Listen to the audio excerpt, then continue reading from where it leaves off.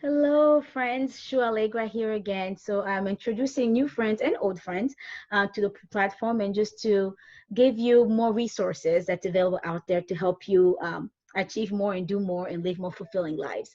So today I have Dr. Amber Brown with me, and I'll let her introduce herself. Hi, everyone. I'm Dr. Amber Brown. I'm a physical therapist, specialist in pelvic floor dysfunction in everyone, and I'm board certified women's health. I'm a Mhm. certified lymphedema therapist, Nice. oncologist specialist. I'm a yoga instructor and assistant professor in some of the local programs around the Texas area, the Dallas, Texas area. I'm also a health coach and a financial coach. Awesome. Wow, you wear many hats.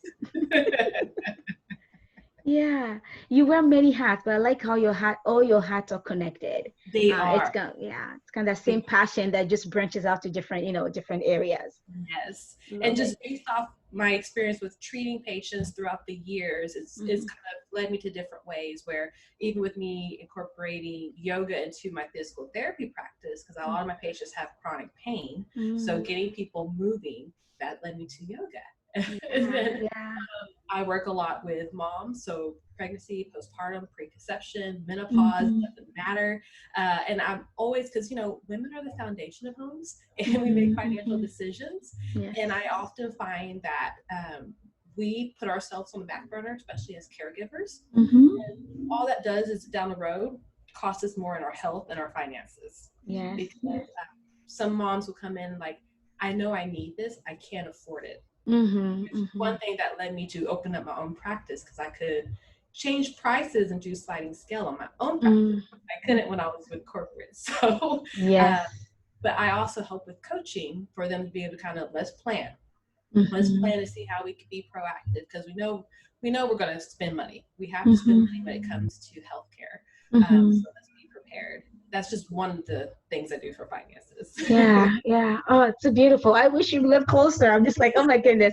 So I've had physical therapy for many years, and then actually I had a health crisis about 2.5 years ago that led me to, back to physical therapy, and like, first at inpatient, and then at home, and then back outpatient. It's just like, yeah. And sometimes like I wish I had someone like you who's more holistic, and you kind of Yes. just look at different aspect of my life, not just the sciatica that came for, or the weakness from my stroke. Like I want someone who has that, more of a global worldview, if you want, of on my health, and that's so needed.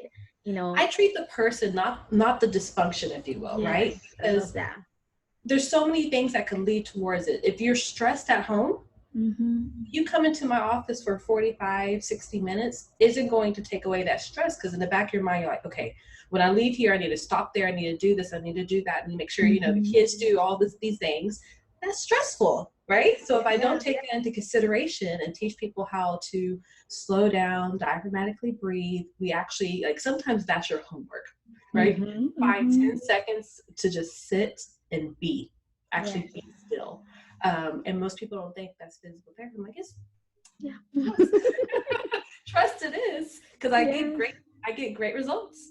So Exactly. Oh my, yeah. I do the same thing. I do a lot of work on mental health and stress reduction and all that. So yeah, breathing is so powerful. And sometimes it's the smaller thing. People think that sometimes you have to make big changes, but the smaller changes you make some often have the most lasting and most impact, lasting impact in your life. So yeah.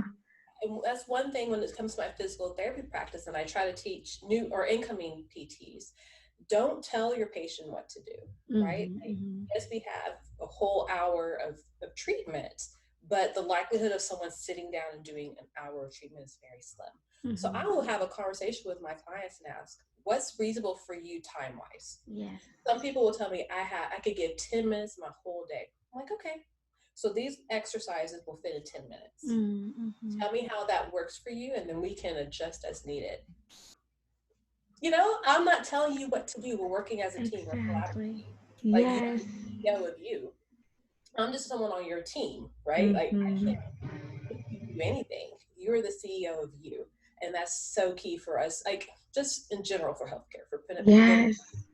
So Yes, yes, and for everything, I take that same person-centered approach, for everything I do, because you have to put the person at the center of their lives. Because they come to see you, when they leave, you're not there with them. So unless you give them tools they can apply when they leave your office, it's not going to work.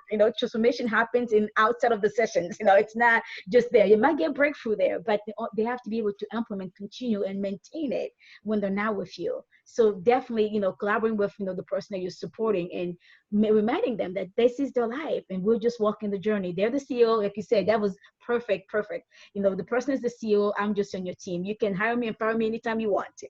And yes. that gives them power. That literally empowers them to take ownership, of their own life and make better decisions, because like, wow, I'm in charge. Yeah. Yes, Yeah. love it. I even transfer that over to when it comes to financial coaching, because again, you're still the CEO. And I say, health is wealth, is all connected, because Mm-hmm. number one, you can retire at any age, right? Yes. The retirement age is not like your actual age, is the number within your financial package. So Mm. we can crunch those numbers and figure out what you need in order for you to comfortably retire. But there are some people, especially when we think about what we normally would do in, at least in the U.S. society, how you would retire, like, after 65 or into your 70s, because it's getting older and older now because people don't have savings. And so when it comes to that, you have to really make sure you crunch your numbers, because if you didn't take care of your body when you're younger, now in your retirement age, you will see someone constantly on oxygen, or when you travel, they're the ones with the wheelchair, which it happens. There's different things in life that will bring people to that position. But did you live all your younger years to retire and have to live that way? Quality of life is key. Quality of life is key. So it's all tied into being healthy and wealthy and really crunching your numbers. But with you being the CEO of your health team, you're the CEO of everything. So you have your board of directors, which I call your accountability people, and you share your dreams with, you share your financial goals, you share your wealth goals.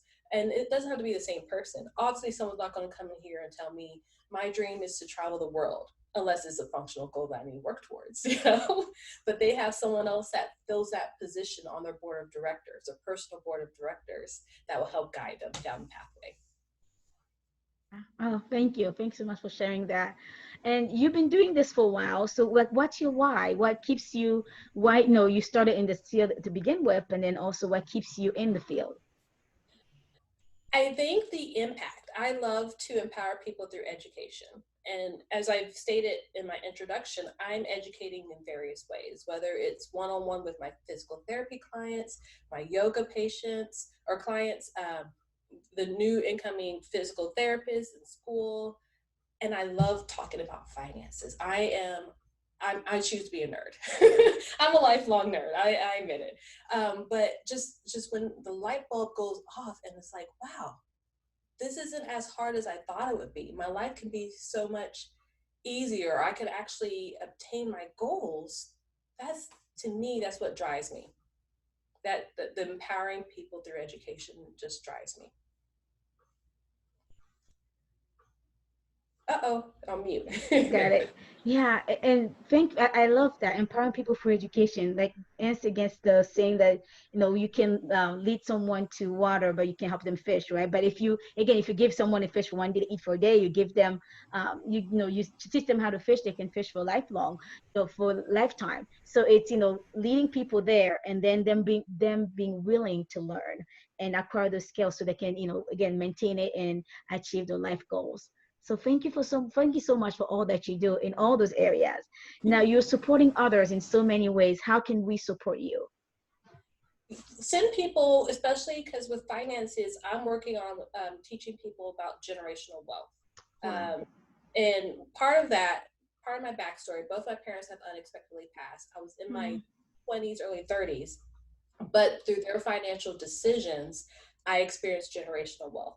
I joke mm, and tell people I'm not a millionaire, but it put me in a different position in mm, order to actually be able to pursue other dreams. And they left a legacy, not a hardship.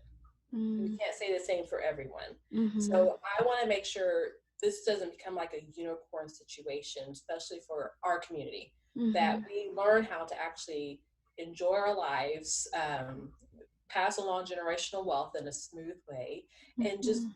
I mean, we need to make sure we have that going. So following me on Instagram at care the number 4 you first is Mhm. key, because that's what we really need to do for generational wealth. Connect with me. I have a Facebook group on our Facebook group, Care for Me First, or sorry, Care for You First. Because again, it's about putting yourself first again in health and wealth. And you're helping me by helping yourself. So Love it, love it, love it. Oh, I can hear you. I can just listen to you all day. So yeah, then and we'll be sharing those links for everyone listening or watching. We'll be sharing those links here so that you can just click on it. But yeah, you help all of us by helping yourself first. All of us who are in the helping profession, we're there because we want the best for you, but we want you to want the best for yourself as first and yes. foremost. So yeah, so thank you again, Dr. Amber, for being here. We really appreciate you. Oh, thank you again. All right.